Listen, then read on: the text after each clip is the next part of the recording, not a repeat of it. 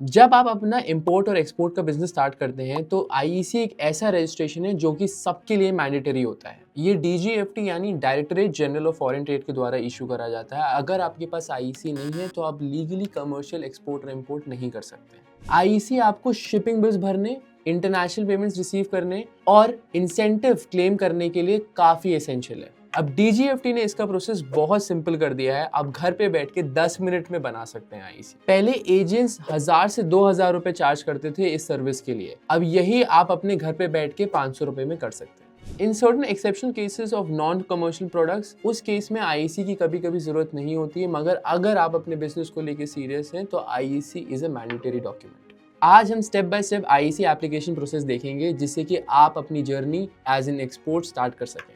हम DGFT registration process से start करेंगे और आईईसी रजिस्ट्रेशन तक कंप्लीट जर्नी कवर करेंगे। अगर आपका डीजीएफटी रजिस्ट्रेशन हो रखा है तो आप डायरेक्टली इस टाइम स्टैम्प पे जा सकते हैं। तो सबसे पहले आपको डीजीएफटी की साइट पे जाना है और टॉप राइट कॉर्नर पे आपको लॉगिन का ऑप्शन आएगा। उसमें क्लिक करके अगर आप पहली बार लॉगिन कर रहे हैं तो आप रजिस्टर पे जरूर क्लिक करें। फिर ये विंडो खुलेगी जिसमें आप इंपोर्टर एक्सपोर्टर सेलेक्ट कर सकते हैं। इसमें अपना नाम डालें और अगर आप सोल प्रोप्राइटर हैं और अगर आपकी कोई प्राइवेट लिमिटेड कंपनी या फर्म है तो आप ऑथराइज पर्सन की डिटेल्स डाल सकते हैं। फिर आप अपना मोबाइल नंबर और ईमेल एड्रेस डाल के आगे बढ़ सकते हैं। ध्यान रखें कि इसमें ओटीपी वेरिफिकेशन होता है तो अपना फोन अपने पास रखें। बाकी डिटेल्स डालने के बाद आप कैप्चा कोड डाल सकते हैं और सारे टर्म्स एक्सेप्ट करने के बाद आप ओटीपी पे क्लिक कर सकते हैं।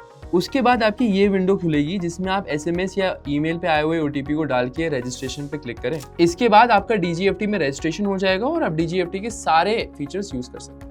आपको सक्सेसफुल रजिस्ट्रेशन का मैसेज आएगा और आपका यूजर आईडी और पासवर्ड मेल पे आ जाएगा और ये मेल आने के बाद आप वापस से लॉगिन भी कर सकते हैं। यूजर नेम एंड पासवर्ड जो मेल पे आया था उसको आप यहाँ फिल करें। जैसे ही आप फर्स्ट टाइम लॉगिन करोगे आपको डिफॉल्ट पासवर्ड चेंज करना होगा। यहाँ पे डिटेल गाइडलाइंस है पासवर्ड बनाने की। सबसे पहले पुराना वाला पासवर्ड डालें आप, फिर गाइडलाइंस पे अकॉर्डिंगली नया पासवर्ड बनाएं और नए वाले पासवर्ड को कंफर्म करने के लिए एक बार वापस एंटर करें। आपको पासवर्ड चेंज का मैसेज बॉक्स आ जाएगा। अब वापस आपके बनाई हुई डिटेल्स के साथ लॉगिन करें। अब हम आपका आईईसी एप्लीकेशन स्टार्ट करेंगे। सबसे पहले अप्लाई आईईसी कोड पे क्लिक करें, फिर स्टार्ट फ्रेश एप्लीकेशन पे जाएं। इस पे क्लिक करके आपको ये ऑप्शंस दिखेंगे। सबसे पहले नेचर ऑफ फर्म सिलेक्ट करें, ये ड्रॉप डाउन पे आएगा। यहाँ पे ध्यान रखिए कि आप सही चूज कर रहे हैं क्योंकि बाकी की डिटेल्स इसी पे डिपेंड करेगी। जैसे अगर आपने प्रोप्राइटर सेलेक्ट करा है तो आप अपने बिजनेस का नाम डालें। ये बात का ध्यान रखें कि इस नाम से आपके पास एक्टिव बैंक अकाउंट है और नाम एग्जैक्टली मैच हो रहा है। अब पैन कार्ड की डिटेल्स डालें। इस केस में अगर प्रोप्राइटर है तो उनके पैन कार्ड की डिटेल्स आएंगी। प्रोप्राइटर के केस में डेट ऑफ बर्थ और कंपनी के केस में इनकॉर्पोरेशन डेट फिल करें। ये करते ही ऑटोमेटिकली वैलिडेशन का मैसेज आ जाएगा पेज के टॉप पर। अब आपको कैटेगरी ऑफ एक्सपोर्ट सेलेक्ट करना है। गुड्स के केस में आप मर्चेंट, मैन्युफैक्चरर या दोनों का ऑप्शन सेलेक्ट कर सकते हो। अगर आप सर्विस एक्सपोर्ट कर रहे हो तो वो चूज कर सकते हो आप। जीएसटी नंबर डालना ऑप्शनल है। अगर आपका जीएसटी रजिस्टर्ड है तो आप इसको डाल सकते हैं। अगर आपको एक इनकॉर्पोरेशन प्रूफ डालने का ऑप्शन आएगा तो सोल प्रॉप के केस में आप इसको ब्लैंक छोड़ सकते हैं, मगर अगर आपकी फर्म एलएलपी रजिस्टर्ड है या प्राइवेट लिमिटेड के केस है तो आपको एक एमसीए सर्टिफिकेट ऑफ इनकॉर्पोरेशन होगा आपके पास, या पार्टनरशिप के केस में पार्टनरशिप डीड होगी तो वो आप यहाँ पे भर सकते हैं। इसके बाद हम आगे बढ़ेंगे। अब हमारे बिजनेस का एड्रेस डालना है। इसमें इंपॉर्टेंट काम क्या है कि आप फर्म के अकॉर्डिंगली डॉक्यूमेंट सेलेक्ट कर सकते हैं। अगर आप सोल प्रोप्राइटर हैं तो आप अपना आधार, वोटर आईडी, पासपोर्ट जैसे डॉक्यूमेंट्स डाल सकते हैं। बाकी केसेस में sales deed, rent agreement, lease deed, electricity, mobile या टेलीफोन बिल जैसे डॉक्यूमेंट्स भी अपलोड कर सकते हैं। अगर आपके पास ये डॉक्यूमेंट फर्म के नाम पे नहीं है तो आप ओनर से नो ऑब्जेक्शन सर्टिफिकेट लेके अपलोड कर सकते हैं। अब आप सेव पे दबा के नेक्स्ट पर जा सकते हैं। अब आपको कंपनी की पर्सनल डिटेल देनी है। प्रॉप के केस में आप खुद की डिटेल्स भर सकते हैं। कंपनी के केस में अगर एक कोई पार्टनर या डायरेक्टर है तो उनकी डिटेल्स आप अपलोड कर सकते हैं। ये मैंने यहाँ पे सोल प्रोप्राइटर की डिटेल्स डाली है। नीचे आपको फिल स्ट्रिप दिख रही होगी। इसके बाद आप इसे सेव करें और नेक्स्ट पे जाएं। अब आपको ध्यान से अपने बैंक अकाउंट की डिटेल्स डालनी है। ये डिटेल्स को वेरीफाई करने के लिए आपको एक डॉक्यूमेंट अपलोड करना होगा। इसमें आप या तो कैंसिल चेक डाल सकते हैं। ध्यान रखिए कि चेक में आपका नाम है। इसके अलावा आप अपना लेटेस्ट बैंक स्टेटमेंट या बैंक सर्टिफिकेट भी डाल सकते हैं। और कैंसिल चेक का मतलब आप चेक में कुछ इस तरह लिख के अपलोड कर सकते हैं। अब सेव एंड नेक्स्ट पे जाएं।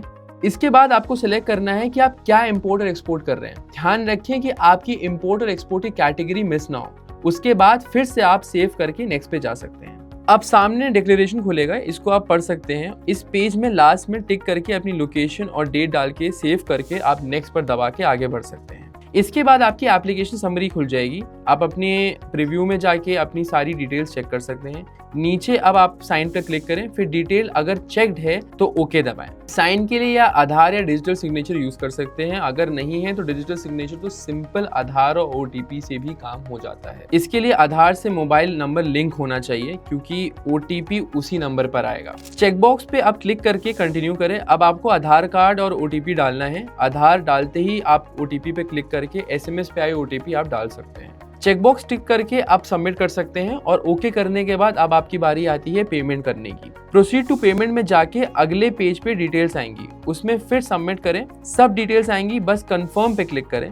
अब आपको कोई एक बैंक गेटवे सेलेक्ट करना है, उसके बाद नेट बैंकिंग, यूपीआई या कार्ड सेलेक्ट करके आप पेमेंट कर सकते हैं। अब कैप्चा डाल के टर्म्स एक्सेप्ट करिए और आप पे क्लिक कर सकते हैं। डिटेल्स आएंगी पेमेंट करने के लिए, आप सही डिटेल्स डाल के आप आगे बढ़ सकते हैं। हम जैसे इस केस में यूपीआई कर रहे हैं, आप अपनी यूपीआई आईडी भी डाल सकते हैं और क्यूआर कोड जनरेट करके भी पेमेंट कंप्लीट कर सकते हैं। जैसे हम जीपे और पेटीएम में पेमेंट करते हैं, आप सेम वैसे ही पेमेंट कर सकते हैं क्यूआर कोड को स्कैन करके।